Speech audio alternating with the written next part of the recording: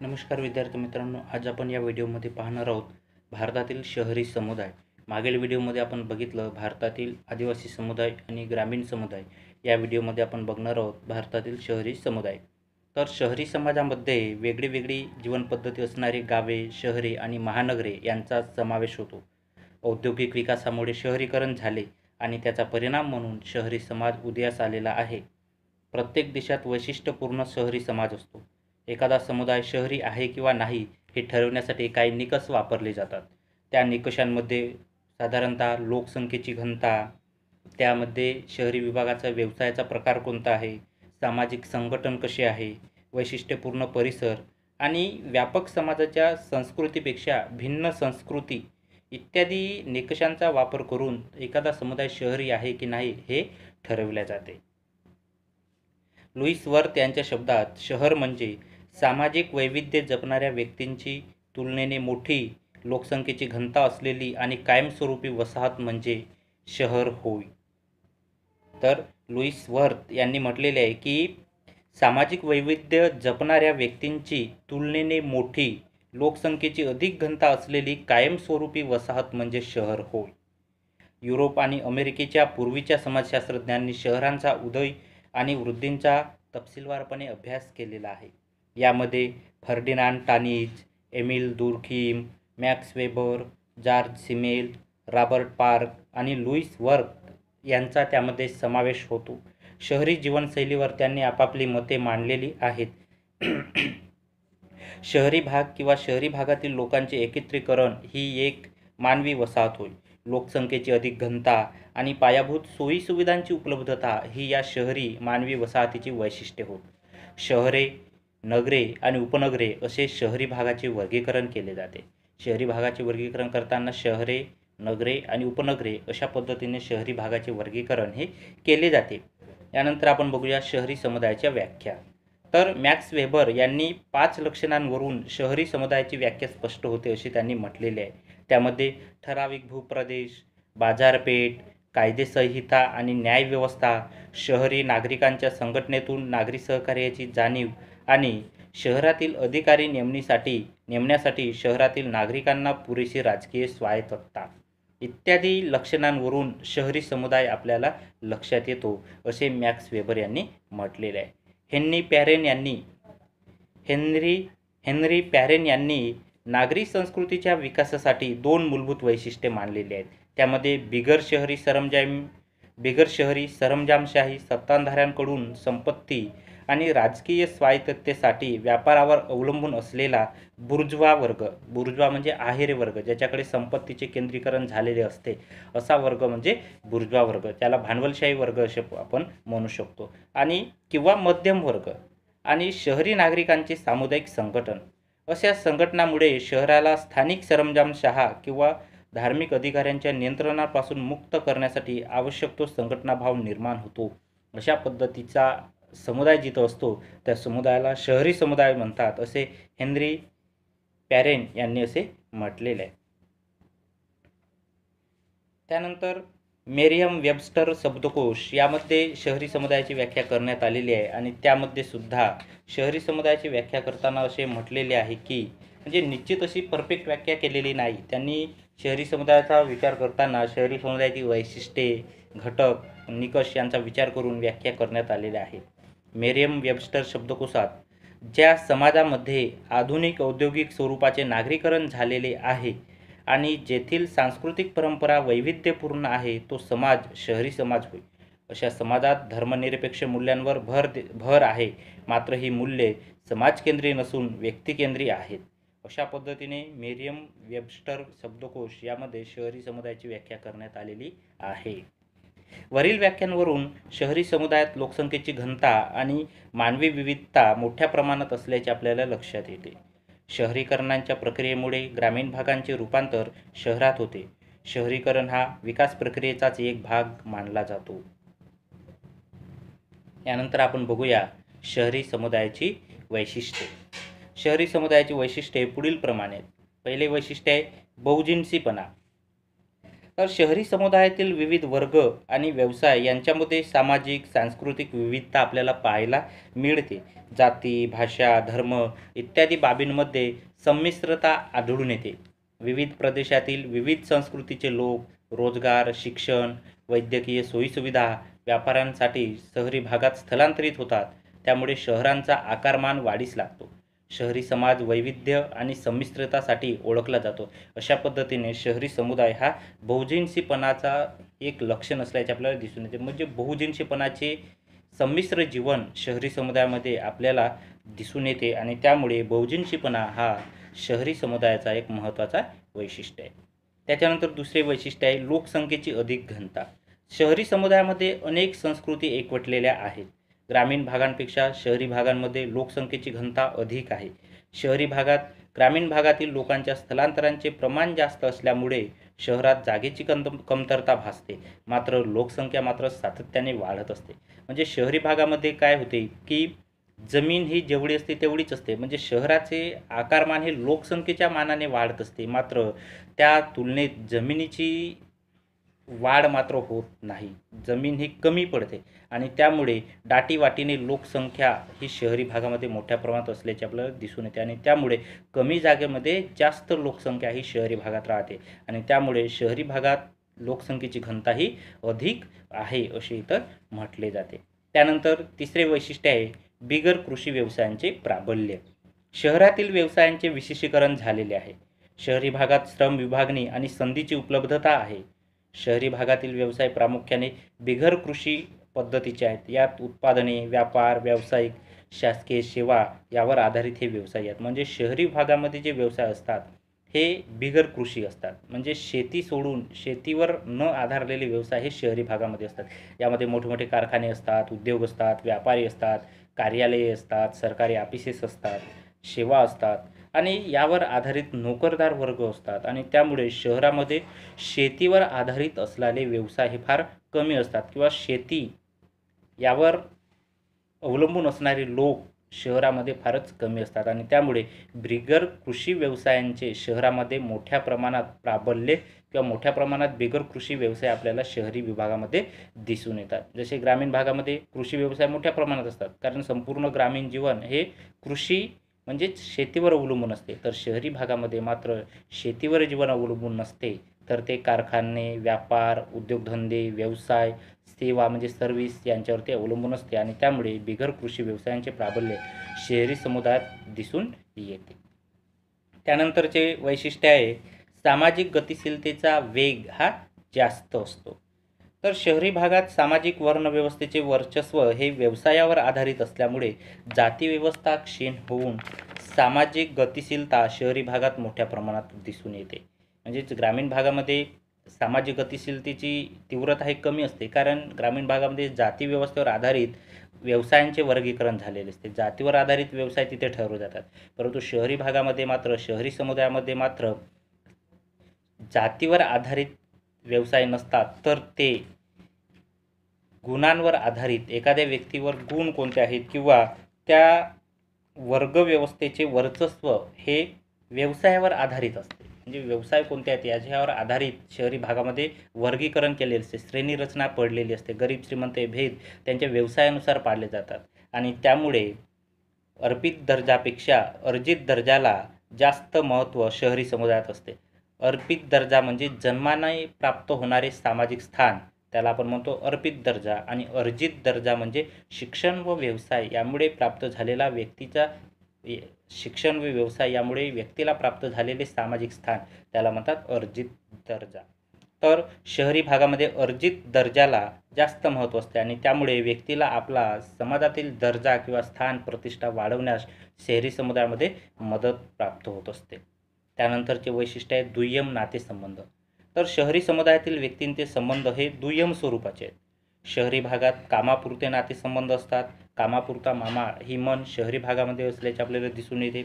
शहरी लोकांची जीवनशैली वेगळी असते. म्हणजेच लोक आपला रिकामा वेळ एकमेकांना देण्यापेक्षा क्लब, बगीचे, उपहारगृहे, चित्रपटगृहे, बाजारपेठा इत्यादी ठिकाणी ते आपला रिकामा वेळ घालवत असतात. म्हणजेच शहरी भागातील लोकांचे नातेसंबंध हे दुय्यम स्वरूपाचे असतात. फक्त कामापुरते काम एवढ्यापुरते ते नातेसंबंध प्रस्थापित झालेले असतात. त्यामुळे शहरी समुदायाचे हे दुय्यम नातेसंबंध हे सुद्धा एक महत्त्वाचे वैशिष्ट्य आहे. त्यानंतरचे वैशिष्ट्य आहे बाजारपेठांवर आधारित अर्थव्यवस्था. शहरातील आर्थिक व्यवस्था ह्या बाजारपेठा आणि चलनावर आधारित आहेत. बाजारपेठांचा विकास हे शहरी भागाचे मुख्य वैशिष्ट्य आहे. उदाहरणार्थ ई मार्केटिंग, ई बिझनेस इत्यादी. त्यानंतरचे वैशिष्ट्य आहे सुधारित पायाभूत सुविधा. शहरांमध्ये फोन, पिण्याचे पाणी, इंटरनेट, रस्ते, विमानतळे, मेट्रो, रेल्वे, माल, व्यावसायिक केंद्रे, मोठे मोठे उद्योगधंदे, कारखाने यांचे जाळे शहरांमध्ये मोठ्या प्रमाणात असल्याचे आपल्याला दिसून येते. शहरांच्या विकासासाठी शहर विकास कार्यक्रमांचे वेळच्या वेळी अद्ययावतीकरण केले जाते. वेळच्या वेळी शहराच्या विकासासाठी वेगवेगळ्या योजना, वेगवेगळे कार्यक्रम राबवले जातात आणि त्यामुळे शहरामध्ये पायाभूत सुविधांची सोय, पायाभूत सुविधांमध्ये मोठ्या प्रमाणात वाढ होताना आपल्याला दिसून येते. त्यानंतरचे वैशिष्ट्य आहे विभक्त कुटुंब पद्धती. शहरी भागामध्ये व्यक्तिकेंद्रित भावनांमुळे विभक्त कुटुंब पद्धतींची संख्या वाढत आहे. कुटुंबापेक्षा व्यक्तीला अधिक महत्त्व दिले जाते. त्यामुळे कुटुंब व्यवस्था शहरी भागातील अस्थिर बनलेली आहे. शहरामध्ये विभक्त कुटुंब पद्धती आपल्याला दिसून येते. कारण शहरामध्ये व्यवसायाच्या निमित्ताने, रोजगाराच्या निमित्ताने गावातून, गावखेड्यातून लोकांचे स्थलांतर शहरामध्ये होत असते आणि त्याच्यामुळे ते पती पत्नी हे दोघंही कमावणारे असतात आणि त्यामुळे किंवा त्यांच्याकडे रिकामा वेळ नसल्यामुळे दोघंही आपल्या कुटुंबाला हातभार घालण्यासाठी दोघेही बाहेर पडत असतात आणि त्यामुळे शहरी भागामध्ये विभक्त कुटुंब पद्धती आपल्याला मोठ्या प्रमाणात असल्याचे दिसून येते. त्यानंतरचे वैशिष्ट्य आहे मानवी हक्काची जाणीव. शहरी लोकांना विज्ञान आणि तंत्रज्ञानाच्या वापरामुळे आधुनिक घडामोडींशी या लोकांचा संपर्क जास्त येतो. त्यामुळे येथील लोकांना त्यांच्या हक्कांची जाणीव आहे.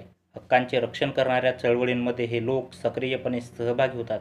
म्हणजे मानवी हक्कांच्या अंमलबजावणीसाठी मानवी हक्क कोणते आहेत याची जाणीव शहरी समुदायातील लोकांना शिक्षण आणि तंत्रज्ञानामुळे झालेली असते आणि त्यामुळे शहरी भागातील लोक मानवी हक्काच्या संरक्षणासाठी सतत कोणत्या ना कोणत्या चळवळीमध्ये कार्यरत असल्याचे आपल्याला दिसून येते. म्हणजेच मानवी हक्काची जाणीव ही शहरी समुदायातील लोकांना असल्याचे आपल्याला दिसून येते.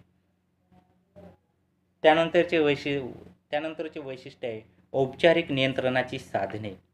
लोकांच्या वर्तनावर नियंत्रण ठेवणाऱ्या कायदे, विधिविधान, पोलीस यंत्रणा, न्यायालये यासारखी औपचारिक नियंत्रणांच्या साधनांची उपलब्धता शहरी समुदायात असते. म्हणजे शहरी समुदायामध्ये लोकांच्या वर्तनावर नियंत्रण ठेवण्यासाठी औपचारिक साधने असतात. औपचारिक साधने म्हणजे व्यावहारिक, जे म्हणजेच कायद्याने ज्याला मान्यता दिलेली असते असे नियंत्रण ठेवण्याची साधने शहरी समुदायामध्ये आपल्याला दिसून येतात. त्यामध्ये कायदे असतात, त्याच पद्धतीने विधिव्यवस्था असतात, पोलीस यंत्रणा आहे, न्यायालय असते. यासारख्या यंत्रणा शहरी समुदायामध्ये लोकांच्या वर्तणुकीवर नियंत्रण ठेवताना आपल्याला दिसून येतात. यानंतरचे वैशिष्ट्य आहे गुंतागुंतींचे श्रम विभाजन. शहरी भागात स्पष्ट आणि विशेषीकृत श्रम विभाजन आढळते. संस्थांच्या मागणीनुसार लोकांना कामाचे प्रशिक्षण दिले जाते. तसेच विविध व्यवसायांमध्ये एकमेकांवर अवलंबित्व असते. उदाहरणार्थ वैद्यकीय व्यवसायात स्त्रीरोगतज्ञ, रेडिओलॉजिस्ट, बालरोगतज्ञ इत्यादी यामध्ये अवलंबित्व दिसून येते. म्हणजेच विविध व्यवसाय हे शहरी भागामध्ये एकमेकावर ते व्यवसाय अवलंबून असल्याचे आपल्याला दिसून येते. जसे एखादा दवाखाना आहे तर त्या दवाखान्यामध्ये फार्मसी असते, ती फार्मसी डॉक्टरवर अवलंबून असते, डॉक्टर त्या फार्मसीवर अवलंबून असते. त्या दवाखान्यामध्ये वेगवेगळे प्रशिक्षण घेणारे कुशल कार्यरत अधिकारीसुद्धा असतात, कर्मचारी असतात, त्यांची आवश्यकता त्या दवाखान्यामध्ये असते. त्याच पद्धतीने एक्सरे काढायचे असेल तर त्याच्यासाठी प्रशिक्षित दुसरी पॅथॉलॉजी आवश्यक असते. म्हणजे अशा पद्धतीने पॅथॉलॉजी, फार्मसी, त्याच पद्धतीने तिथं काम करणारे नर्सेसचा स्टाफ आहे, डॉक्टर आहे, हे सर्व एकमेकांवर अवलंबून असणारे व्यवसाय असतात. हे सगळे एकमेकावर डिपेंड असतात आणि अशा पद्धतीने यांचे हे गुंतागुंतीचे श्रम विभाजन हे शहरी समुदायाचे वैशिष्ट्य असल्याचे आपल्याला जाणवते. अशा पद्धतीने शहरी समुदायाचे वैशिष्ट्य आपण यामध्ये बघितलेले आहेत. त्यामध्ये शहरी समुदायाचे वैशिष्ट्य म्हणून ठळकपणे आपल्याला सांगता येतील बहुजनशीपणा, लोकसंख्येची अधिक घनता, भिन्न भिन्न व्यवसायांचे विशेषीकरण, सामाजिक गतिशीलतेचे अधिक प्रमाण, दुय्यम नातेसंबंध, बाजारपेठेवर आधारित अर्थव्यवस्था, सुधारित पायाभूत सुविधा, विभक्त कुटुंब पद्धती, वर्गीय जाणीव, औपचारिक सामाजिक नियंत्रण, गुंतागुंतीचे श्रम विभाजन इत्यादी वैशिष्ट्ये आपल्याला शहरी समुदायाची सांगता येतील. यानंतर आपण बघूया शहरी समुदायाच्या समस्या. शहरी समुदायाच्या समस्या. तर लोकसंख्येच्या नैसर्गिक कारणामुळे आणि स्थलांतरामुळे शहरातील लोकसंख्येमध्ये झपाट्याने वाढ होताना आपल्याला दिसून येते आणि यामुळे निवास, आरोग्य रक्षणाच्या सुविधा, दळणवळण, पाणी पुरवठा, वीज पुरवठा, आरोग्य, शिक्षण इत्यादी नागरी सुविधांवर मोठ्या प्रमाणात ताण आलेला आहे आणि त्या ताणामुळे विविध प्रकारच्या अडीअडचणी आणि समस्या निर्माण झालेल्या आहेत. भारतामध्ये 2011च्या जनगणनेनुसार 31% लोक शहरामध्ये राहतात. भारतामध्ये शहरीकरण झपाट्याने वाढत असल्याने दारिद्र्य, बेरोजगारी, भिकारीपणा, चोरी, व्यसनाधीनता, घरफोडी, बालगुन्हेगारी यासारख्या सामाजिक समस्यांच्या प्रमाणात सुद्धा मोठ्या प्रमाणात वाढ होताना आपल्याला दिसून येते. आता आपण बघूया शहरी भागात असलेल्या प्रमुख समस्या. पहिली समस्या आहे अस्ताव्यस्त व अवाढव्य वाढणारा शहरांचा आकार. ही सुद्धा शहरी समुदायाची एक महत्त्वाची समस्या आहे की शहरामध्ये मोठ्या प्रमाणात वाढणारी लोकसंख्या आणि शहरांचा वाढता पसारा यामुळे शहरांच्या समस्यांमध्ये मोठ्या प्रमाणात वाढ होत आहे. मोठ्या अवाढव्य वाढणाऱ्या आकारांमुळे शहरातील अर्थव्यवस्था अपुरी पडत आहे. लहान गावातील लोकांचे सतत होणारे स्थलांतर यामुळे शहरांचा आकारमान सतत वाढतच आहे आणि त्यामुळे शहरातील ज्या काही सोयीसुविधा आहेत यांच्यावर मोठ्या प्रमाणात ताण पडून शहरी भागामध्ये वेगळ्या नवीन समस्या निर्माण झालेल्या आहेत. यानंतरची समस्या आहे दाटीवाटीची समस्या. जागा कमी आणि लोकांची संख्या जास्त अशी दाटीवाटीची परिस्थिती शहरांमध्ये आढळते. सतत वाढत्या लोकसंख्येमुळे ही समस्या शहरामध्ये उद्भवताना आपल्याला दिसते. भारतातील सर्वच मोठ्या शहरांमध्ये ही दाटीवाटीची समस्या आपल्याला दिसून येते. यानंतरची तिसरी समस्या आहे निवासाची समस्या. लोकसंख्येच्या दाटीवाटीमुळे शहरी भागात निवासाची समस्या निर्माण झालेली आहे. ज्या ज्या शहरी भागात बेरोजगार आणि स्थलांतरितांची संख्या जास्त आहे अशा भागात ही समस्या अधिक गंभीर बनल्याचे आपल्याला दिसून येते. म्हणजे लोकांना राहायला जागा उपलब्ध नाही, लोकांना राहायला घरे उपलब्ध नाहीत. अशा पद्धतीने ही निवासाची समस्या शहरी भागामध्ये आपल्याला दिसून येते. त्यानंतरची समस्या आहे झोपडपट्ट्यांची वाढती संख्या. वाढती लोकसंख्या, ग्रामीण भागातील लोकांचे होणारे स्थलांतर यामुळे शहरी भागात जागेची आणि निवासाची समस्या निर्माण होऊन झोपडपट्ट्यांमध्ये मोठ्या प्रमाणात वाढ होत आहे. झोपडपट्ट्यांमुळे विविध सामाजिक समस्यांमध्ये वाढ होताना आपल्याला दिसून येते. उदाहरणार्थ मुंबईमधील धारावी येथील झोपडपट्टी म्हणजेच शहरातील लोकसंख्या वाढीमुळे शहरामध्ये लोकांना निवासासाठी घरे उपलब्ध होत नाही आणि त्याच्यामुळे रोजगारासाठी ग्रामीण भागातून, गावातून, गावखेड्यातून शहराकडे आलेले लोक हे खाली जागेमध्ये वास्तव्य करतात आणि त्यामध्ये झोपडपट्ट्यांची निर्मिती होते आणि त्या झोपडपट्ट्यांच्या माध्यमातून सुद्धा नवीनच दुसऱ्या समस्या शहरी भागामध्ये निर्माण होतात. त्यानंतरची समस्या आहे बेरोजगारी. भारतातील शहरी भागात बेरोजगारीचे प्रमाण श्रमिकांच्या प्रमाणाच्या 15 ते 25% इतके आहे. शिक्षित लोकांमध्ये हे प्रमाण जास्त आहे. भारतातील एकूण बेरोजगारांच्या अर्धे बेरोजगार दिल्ली, मुंबई, कोलकाता आणि चेन्नई या 4 महानगरांमध्ये आहेत. म्हणजेच भारतामध्ये जेवढे बेरोजगार आहेत त्या एकूण बेरोजगारांच्या अर्ध्या बेरोजगारांची संख्या ही दिल्ली, मुंबई, कलकत्ता आणि चेन्नई या मोठ्या महानगरांमध्ये म्हणजे या 4 महानगरांची बेरोजगारांची संख्या ही भारतातील अर्ध्या बेरोजगारांच्या संख्येएवढी आहे. म्हणजे भारतातील अर्धे बेरोजगार या 4 मोठ्या महानगरांमध्ये राहतात. शहरी भागात जगण्याचा खर्च हा मोठ्या प्रमाणात आहे. त्याच पद्धतीने शिक्षणाचे वाढते प्रमाण, त्या तुलनेत त्यांना उपलब्ध होणारे रोजगारांचे कमी प्रमाण आणि यामुळे शहरी भागामध्ये बेरोजगारीचे प्रमाण दिवसेंदिवस मोठ्या प्रमाणात वाढत असल्याचे आपल्याला दिसून येते. यानंतरची समस्या आहे भिक्षावृत्ती. ग्रामीण भागातील शहरांमध्ये स्थलांतर होते. ग्रामीण भागातून शहरी भागामध्ये लोकांचे स्थलांतर होते. शहरात शिक्षणाची आणि कौशल्याची कमतरता असल्यामुळे बहुतांश गरीब लोकांना मजबुरीने भिक्षावृत्तीकडे वळावे लागते. यामध्ये मग दारिद्र्य आणि जीवनशैली लोक या भिक्षाप्रवृत्तीमध्ये ढकलले जातात. म्हणजेच की शिक्षणाची कमतरता, त्याच पद्धतीने कौशल्याची कमतरता असल्यामुळे ग्रामीण भागातून आलेले लोक शहरामध्ये टिकू शकत नाही, रोजगारामध्ये त्यांना कामधंदा मिळू शकत नाही आणि त्यामुळे मजबुरीने मग ते लोक हे भिक्षावृत्तीकडे वळतात, भीक मागण्याकरिता वळतात आणि दारिद्र्यामुळे त्यांना हे मजबुरीने पाऊल उचलावे लागते. शहरांमध्ये भिकाऱ्यांच्या संघटना किंवा टोळ्या सक्रिय होऊन लहान, अनाथ, अपंग, गरीब मुलांना अपहरण करून या व्यवसायामध्ये त्यांचा गैरवापर केले जाते. Bombay prevention of begging act 1959 या कायद्यान्वये भीक मागणे हा गुन्हा मानण्यात आलेला आहे. म्हणजे भिकेसाठी प्रवृत्त करणे हे या Bombay prevention of begging act 1959 या कायद्यान्वये भिक्षा मागणे किंवा भीक मागणे हा गुन्हा समजला जातो. त्यानंतरची समस्या आहे वाहतुकीची व दळणवळणाची समस्या. शहरी भागामध्ये वाढती लोकसंख्या आणि वस्त्यांमुळे रस्ते, वाहतुकीच्या मार्गांवर लोकांचे अतिक्रमण झालेले आहे. ट्रक, बस, मोटारसायकल यांच्या वाढत्या संख्येमुळे वाहतुकीची गंभीर समस्या शहरी भागात दिसून येते. जाण्या-येण्यासाठी मोठ्या प्रमाणात वाढत्या वाहनांच्या संख्येमुळे अपघातांचे प्रमाणसुद्धा शहरी भागामध्ये वाढत आहे. त्यानंतरची समस्या आहे पिण्याच्या पाण्याचा तुटवडा. पिण्याच्या पाण्याचा तुटवडा. तर शहरांचे वाढते आकारमान आणि लोकसंख्या वाढीमुळे पाण्याचा तुटवडा पडू लागला आहे. आजच्या काळात पाण्याचा प्रश्न हा शहरांपुढील गंभीर प्रश्न बनलेला आहे. मोठ्या शहरांमध्ये 1-2 दिवसाआड पाणी पुरवठा होत आहे. शहरांमध्ये पाणी पुरवठा करण्यासाठी टँकरद्वारे पाणी पुरवठा केला जात आहे. उदाहरणार्थ नांदेड आणि लातूर जिल्ह्यात तर रेल्वेने पाणी पुरवावे लागत आहे. यासारखी शहरांमध्ये मोठ्या प्रमाणात पाण्याने भीषण समस्येचे रूप धारण केल्याचे आपल्याला दिसून येते. उन्हाळ्यात तर ही पाण्याची समस्या अतिशय तीव्र होताना आपल्याला दिसून येते. त्यानंतरची समस्या आहे सांडपाण्याची समस्या. भारतामध्ये प्रमुख शहरांमध्ये सांडपाण्याची समस्या आहे.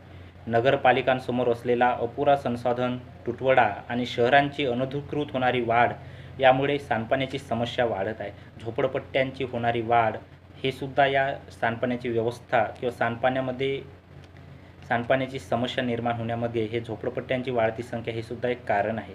सांडपाण्याची योग्य विल्हेवाट न लावता नदीमध्ये, समुद्रात सोडले जात असल्यामुळे जलस्रोत म्हणजे पाण्याचे जे जलस्रोत आहेत ते सुद्धा दूषित होत आहेत आणि यामुळे समुद्रातील, नदीतील मासे किंवा जे काही समुद्री प्राणी आहेत, समुद्री जलचर आहेत यांच्या जीवाला सुद्धा धोका निर्माण झालेला आहे.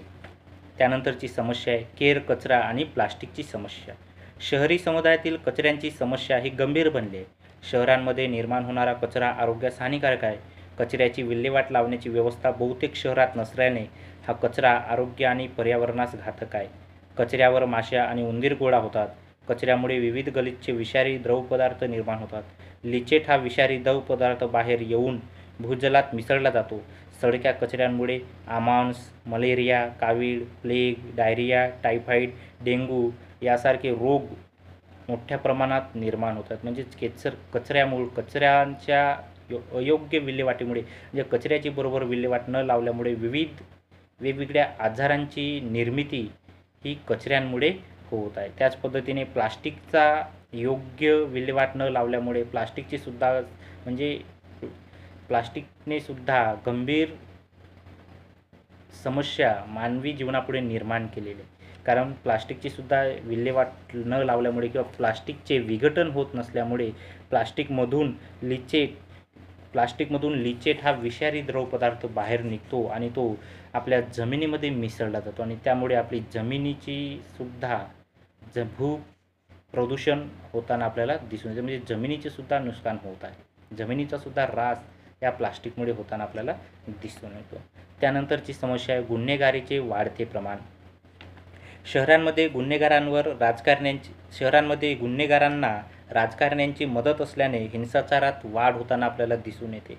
पैसा आणि बळाचा वापर करून अनेक गुन्हेगार मोठ्या राजकीय पदांवर पोहोचतात. त्यामुळे शहरातील ताणतणावात वाढ होते. गरिबी, दारिद्र्य, बेरोजगारी इत्यादी कारणांमुळे सर्वसामान्य लोक अनैतिक मार्गाकडे वळतात. परिणामी गुन्हेगारी वाढत जाते. लवकर श्रीमंतीचा हव्यास यासाठी सुद्धा वाईट मार्गाचा अवलंब केल्याने सराईत गुन्हेगारांच्या संख्येमध्ये वाढ होत आहे. छळ, अतिप्रसंग, हत्या, अपहरण, सायबर गुन्हे, चोऱ्या यासारख्या गुन्ह्यांमध्ये सातत्याने शहरी समुदायामध्ये वाढ होत असल्याचे आपल्याला पाहायला मिळते. अशा पद्धतीने शहरी समुदायामध्ये विविध सामाजिक समस्या किंवा वेगवेगळ्या नवीन समस्या निर्माण होताना आपल्याला दिसून येत आहे. त्याच पद्धतीने आज शहरी समुदायामध्ये तंत्रज्ञानाच्या क्षेत्रात तंत्रज्ञान आणि विज्ञानाची प्रगती झाल्यामुळे पुन्हा नवीन समस्यांची सुद्धा निर्मिती झालेली आहे. सायबर धोका हा सुद्धा एक मोठ्या प्रमाणात सायबर गुन्हे हे सुद्धा मोठ्या प्रमाणात शहरी भागामध्ये दिसून येत आहेत. यानंतर आपण बघूया शहरी विकासाचे प्रयत्न. शहरी विकासासाठी भारतामध्ये विविध प्रयत्न करण्यात आलेले आहेत. एकूण राष्ट्रीय उत्पन्नाच्या हिश्श्यामध्ये शहरांचा वाटा हा 60% इतका राहिलेला आहे आणि दरडोई उत्पन्न ग्रामीण दरडोई उत्पन्नाच्या 3 पटीने अधिक आहे. परंतु शहरातील जीवनावरील खर्च आणि वाढत्या आर्थिक दरीमुळे हे दरडोई उत्पन्न पुरेसे नाही. श्रीमंत अधिकाधिक श्रीमंत होत आहेत आणि गरीब अधिकाधिक गरीब होत आहेत. शहरी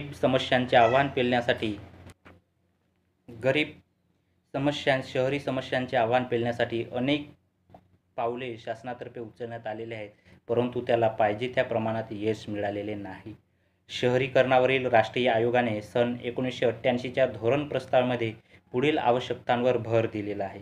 आर्थिक विकासाच्या अभिक्षेत्रीय पद्धतीचा आणि मानवी वस्त्यांच्या उतरंडीचा विकास, ग्रामीण आणि शहरी भागांमध्ये वेगवेगळ्या आकाराच्या गाव आणि शहरांमध्ये लोकसंख्येची योग्य विभागणी करणे, लहान आणि मध्यम आकाराच्या शहरी केंद्रांमध्ये आर्थिक कृतींचे वाटप करणे, परिघातील प्रदेशांमध्ये रोजगारांच्या संधी निर्माण करून आर्थिक कृतींचे विभाजन करणे आणि शहरी आणि ग्रामीण भागामध्ये उत्तमोत्तम सेवांची तरतूद करणे. अशा पद्धतीने शहरीकरणावरील राष्ट्रीय आयोगाने 1988मध्ये यासारख्या तरतुदी किंवा यासारख्या आवश्यकतांवर त्याने भर दिलेला होता. शहरी विकास राष्ट्रीय आयोगाप्रमाणेच इतर प्रमुख विकास कार्यक्रमे सुद्धा भारतामध्ये शहरांच्या विकासासाठी राबवण्यात आलेले आहेत. तर ते कोणते इतर प्रमुख विकास कार्यक्रमे? यामध्ये गरिबांसाठी शहरी मूलभूत सेवा कार्यक्रम, शहरी झोपडपट्टी पर्यावरण सुधारणा कार्यक्रम, लहान आणि मध्यम गावांचा एकत्रित विकास कार्यक्रम, निवास आणि शहरी विकास मंडळे उदाहरणार्थ हुडको, सिडको, माडा यासारख्या योजना राबवणे, मेगा शहर प्रकल्प राबवणे, एकत्रित शहरी दारिद्र्य निर्मूलन प्रकल्प राबवणे इत्यादी प्रमुख शहरी विकास कार्यक्रम राबवण्यात आलेले आहेत. त्याच पद्धतीने अलीकडच्या काळामध्ये म्हणजे आताच सुरू असलेल्या सध्या शहरी विकासाच्या योजनासुद्धा मोठ्या प्रमाणात शहरांमध्ये सुरू करण्यात आलेल्या आहेत. त्यामध्ये smart city mission, Atal mission for rejuvenation and urban transformation project, प्रधानमंत्री शहरी आवास योजना, हेरिटेज सिटी डेव्हलपमेंट योजना, Jawaharlal Nehru national urban renewal mission, urban transportation, Swachh Bharat mission यासारख्या कितीतरी नवीन नवीन योजना अलीकडच्या काळात शहरी विकासासाठी शासनाने आपल्या हाती घेतलेल्या आहेत आणि या माध्यमातून शहरांचा विकास करण्यावर सरकारने मोठ्या प्रमाणात भर दिलेला आहे. अशा प्रकारे शहरी विभागाच्या विकासासाठी वेगवेगळ्या तरतुदी आणि कार्यक्रमांची अंमलबजावणी करण्यात आलेली असली तरीही शहरी विकासाच्या जवळपास सर्व प्रमुख कार्यक्रमांसाठी संसाधन आणि साधनांची मोठ्या प्रमाणात कमतरता आहे. नियोजनाची सुरुवात झाल्यापासून शहरी विकासाला पाहिजे त्या प्रमाणात प्राधान्य देण्यात आलेले नाही. योजनेच्या नियोजित खर्चापैकी केवळ 3 ते 4% खर्च शहरी क्षेत्राच्या विकासासाठी राखीव ठेवण्यात आलेला आहे आणि त्यामुळे शहरी क्षेत्राचा पाहिजे त्या प्रमाणात विकास होऊ शकलेला नाही. कारण शहरी समुदायांच्या वाढत्या समस्या लक्षात घेता त्या तुलनेत 3 ते 4% निधी हा फारच कमी समजला जातो आणि त्यामुळे शहरी भागाचा पाहिजे त्या प्रमाणात पूर्णपणे अजूनही विकास झालेला नाही आणि त्यामुळे शहरी भागात समस्यांमध्ये दिवसेंदिवस वाढ होताना आपल्याला दिसून येत आहे. अशा प्रकारे आपण या प्रकरणामध्ये आदिवासी समुदाय, ग्रामीण समुदाय आणि शहरी समुदाय यांचा आपण यामध्ये अभ्यास केलेला आहे. भारतीय समाजामध्ये सर्व प्रकारचे लोक आणि विविध संस्कृती नांदतात. त्याचे वर्गीकरण आदिम, ग्रामीण आणि शहरी समाज असे करण्यात आलेले आहे. याबाबत आपण या प्रस्तुत प्रकरणामध्ये चर्चा केलेली आहे. या तीनही समाजातील फरकांचे आपण परीक्षण केले. शहरी समुदायाशी तुलना करता आदिम आणि ग्रामीण समुदायामध्ये साम्य आहे हे तुमच्या लक्षात आले असेल. म्हणजे शहरी समुदायासोबत तुलना केली असता ग्रामीण आणि आदिवासी समुदायामध्ये समानता असल्याचे आपल्याला दिसून येते. या तीनही समुदायांचा आजही परस्परांवर प्रभाव आहे. याचाच परिणाम म्हणून विकास आणि परिवर्तन घडून येत आहे. या तीनही समुदायांचा एकमेकावर प्रभाव पडत आहे आणि त्याच्यामुळे समाजामध्ये विकास आणि परिवर्तन घडून येत असल्याचे आपल्याला दिसून येत आहे. यामुळेच आव्हाने आणि समस्यासुद्धा निर्माण होतात. भारतीय समाजातील आदिम आणि ग्रामीण समुदायाची वैशिष्ट्ये पारंपरिक समाजाशी मिळती जुळती आहेत हे आपल्या लक्षात येईल. वर्तमानात बरेच काही बदललेले आहे, परंतु या बदलाचे स्वरूप संपूर्ण भारतात समान स्वरूपाचे नाही किंवा या बदलाचे स्वरूप सगळीकडे सारखे नाही. कुठे झपाट्याने बदल होत आहे तर कुठे हळूहळू बदल होत आहे. आणि त्यामुळे काही ठिकाणी शहरांची लोकसंख्या वाढत आहे, काही ठिकाणी खेड्यांची सुद्धा लोकसंख्या वाढत आहे. अशा पद्धतीने भारतीय समाजामध्ये हळूहळू परिवर्तन आणि बदलाची प्रक्रियासुद्धा सुरू असल्याचे आपल्याला दिसून येते.